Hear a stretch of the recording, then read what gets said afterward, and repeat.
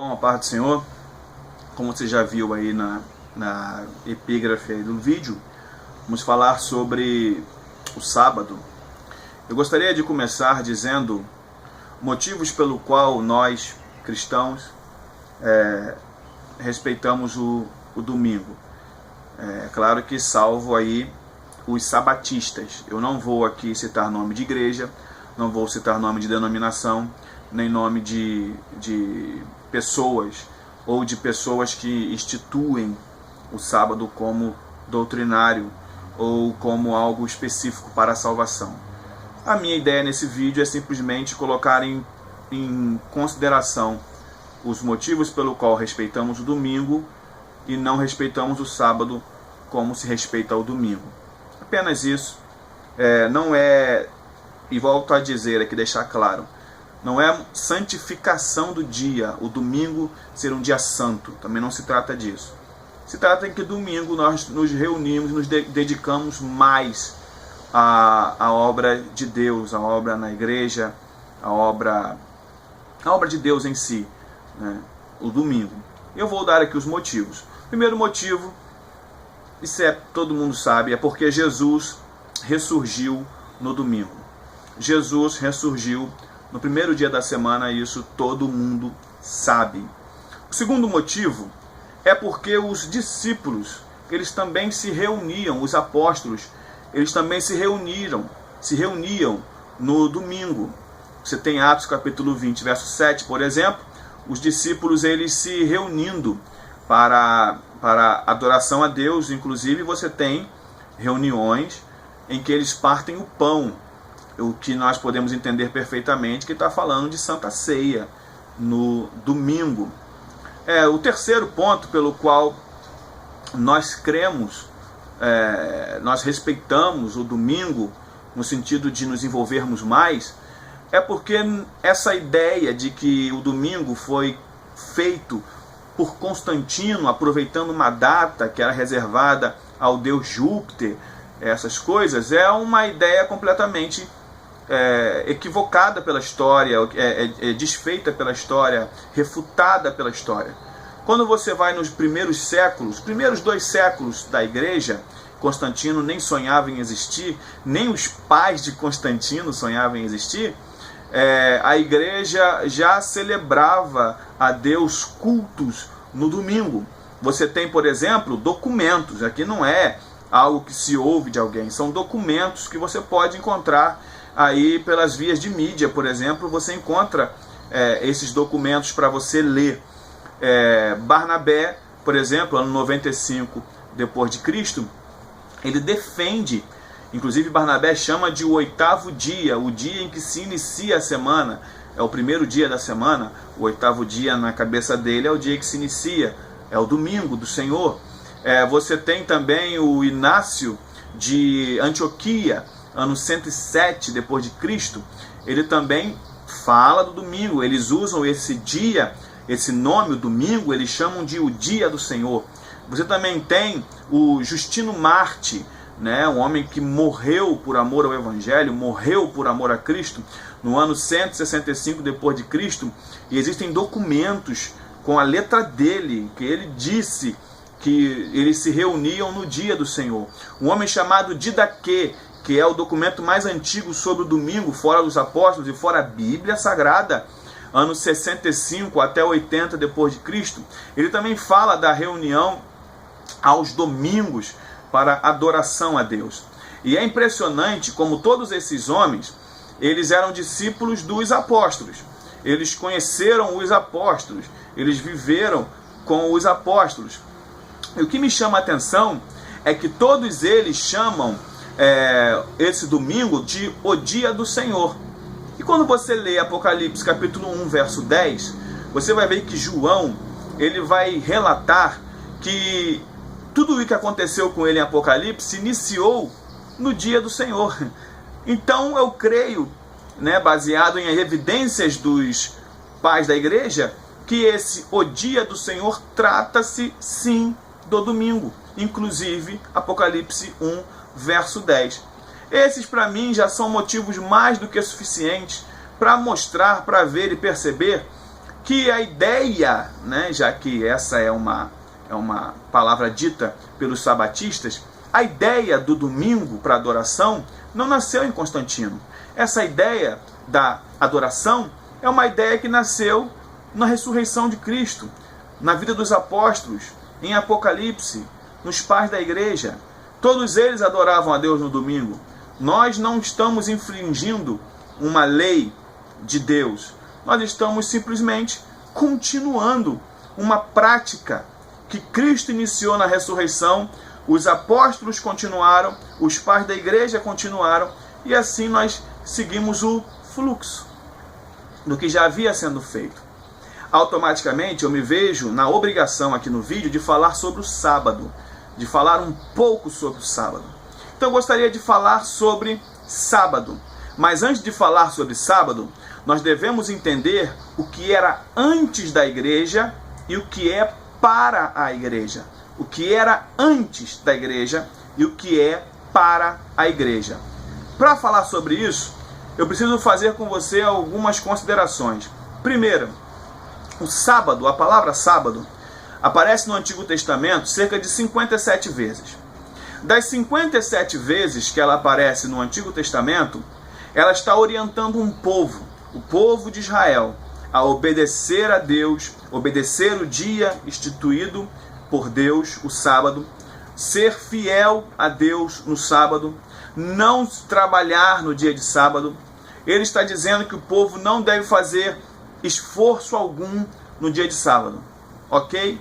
São 57 versículos em que Deus dá ordens e Deus institui juízo para aqueles que quebrassem a lei do sábado. Ok, nós temos o período do Antigo Testamento, mas nós temos no Novo Testamento 45 vezes a palavra sábado. E todas as vezes que o sábado aparece, ela se refere a judeus se reunindo em sinagogas, por exemplo. Ela se refere a judeus criticando a postura de Jesus por quebrar o sábado. Você vai encontrar, por exemplo, uma boa maneira de expor isso, para você que está vendo esse vídeo, é Mateus capítulo 12. Mateus capítulo 12, verso 1, você vai ver que os discípulos estão quebrando o sábado. Ponto.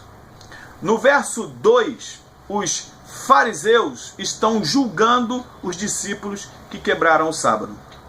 No verso 5, Jesus está dizendo para os fariseus: olha, vocês estão julgando algo que os sacerdotes de vocês quebram. E o sábado, na via de combate com Jesus, ele é sempre nesse sentido. Alguém quebra, os fariseus retrucam e Jesus os repreende. Aconteceu com o homem que foi curado. Jesus falou: pega a tua cama, vai embora. Era um dia de sábado. O que acontece? Os fariseus retrucam. Jesus vai e se impõe. Isso acontece muito nos evangelhos.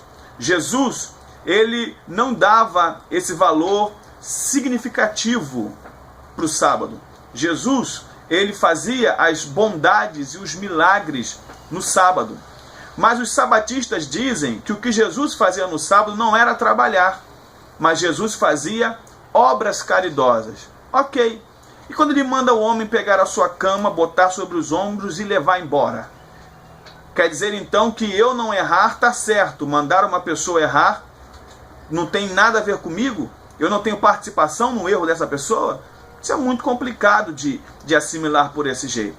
Jesus, ele não tinha essa devoção pelo sábado como se prega que nós devemos ter, como os sabatistas acreditam que nós devemos ter. O sábado também aparece num contexto de quilometragem. E para isso, eu preciso falar a você para te mostrar até onde um sabatista poderia ir. Tá bom? Livro de Atos, capítulo 1, verso 12. No contexto, a frase que eu quero destacar é quando a frase é exatamente essa: a distância do caminho de um sábado. Quando o texto fala isso, ele está mostrando que o judeu, ele tinha uma quilometragem que ele poderia percorrer num sábado. Ele teria uma quilometragem que ele poderia andar no sábado. A distância de um sábado Não está falando de tempo de um sábado, está falando de quilometragem. Quando você lê a Bíblia NVI, você vai ver que a explicação aí, esse versículo, a palavra distância de um sábado, ela é escrita por 1 quilômetro. Ok? Isso tem fundamento que eu estou dizendo, porque eu vou chegar a um consenso agora. 1 quilômetro. O que isso significa? Você que é sabatista, que está agora vendo esse vídeo, se você simplesmente sai da sua casa, pega o seu carro, vai para a igreja de manhã e volta para casa, você já quebrou o sábado. Porque a distância máxima que uma pessoa ela pode percorrer num dia são 1000 metros ou 1 quilômetro. Em passos, cerca de 900 passos. É mais ou menos as passadas que você vai dar até uma padaria e voltar para casa. Se você andar mais do que isso num sábado, você já quebrou o sábado. No sábado, os judeus que respeitavam o sábado não saíam de casa. No sábado, os judeus eles não faziam nenhum tipo de esforço. Eles não iam a médico se alguém passasse mal. Eles não se procuravam curandeiros, na verdade. Médico foi apenas para nossa época, mas não procuravam curandeiros quando eles passavam mal. Eles não faziam nada. Se eles tivessem que fazer alguma coisa, eles esperavam o sábado passar para fazer no primeiro dia da semana. Então, quando a Bíblia fala a distância de um sábado, caminho de um sábado, ela está dizendo, o autor aqui, o Lucas, ele está deixando claro que a distância do sábado, ela era delimetrada. Tinha uma distância específica para se andar no sábado. Se quebrasse isso, estaria quebrando o mandamento do sábado. Quando você lê o livro de Atos, capítulo 13, verso 42, vai mostrar os discípulos indo à sinagoga no sábado. Só que eles não estavam respeitando o sábado. Leia o texto. As intenções deles eram pregar a Jesus lá dentro da sinagoga. Porque é muito mais fácil falar de algo com quem já está familiarizado do que falar com quem não tem nenhum tipo de entendimento sobre o que você vai dizer. Então os discípulos, eles iam direto às sinagogas para lá falar de Jesus, para falar de Deus. Assim como Paulo fazia, ele ia nas grandes populações religiosas para pregar a Jesus, para pregar a Deus. Existem sim leis que o Novo Testamento elas empregam. Quando você lê o livro de Atos dos Apóstolos, capítulo 15, versos 28 e 29, você vai ver que leis ali, por exemplo, era não comer carne sacrificada a ídolos. Uma lei imposta, inclusive é usada a palavra Espírito Santo ali. Não comer carnes sacrificadas a ídolos. Não comer carnes sufocadas. Não comer impurezas. Olhando para isso tudo, o que simboliza hoje para nós o sábado de descanso? O sábado de descanso, para nós, significa o descanso que nós encontramos em Cristo Jesus. O descanso que eu e você encontramos em Cristo. Esse descanso, ele deve ser respeitado. O descanso que encontramos em Cristo.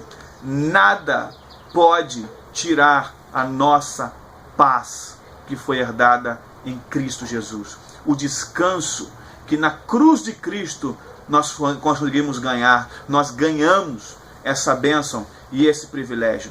O descanso do sábado não era apenas uma lei para o judeu, mas também era um privilégio assegurado pelo próprio Deus, um dia para descansar. E nós temos hoje não somente um descanso, mas um privilégio. Ele é assegurado pelo próprio Deus de um dia nós termos o descanso eterno em Cristo Jesus, nosso Senhor. Amém? Deus abençoe tua vida, seu ministério em nome de Jesus. Que você tenha se inscrever no canal, divulgar o vídeo. Obrigado aí por ter assistido. Amém? Deus abençoe tua vida em nome de Jesus.